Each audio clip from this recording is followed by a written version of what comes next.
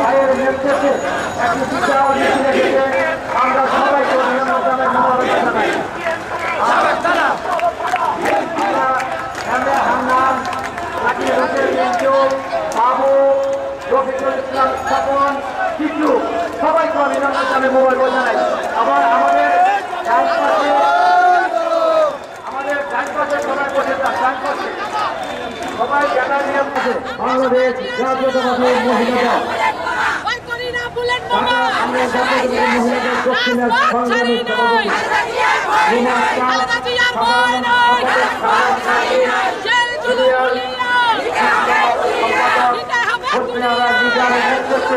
একটি বিশাল মিছিল আমাদের মাঝে আমরা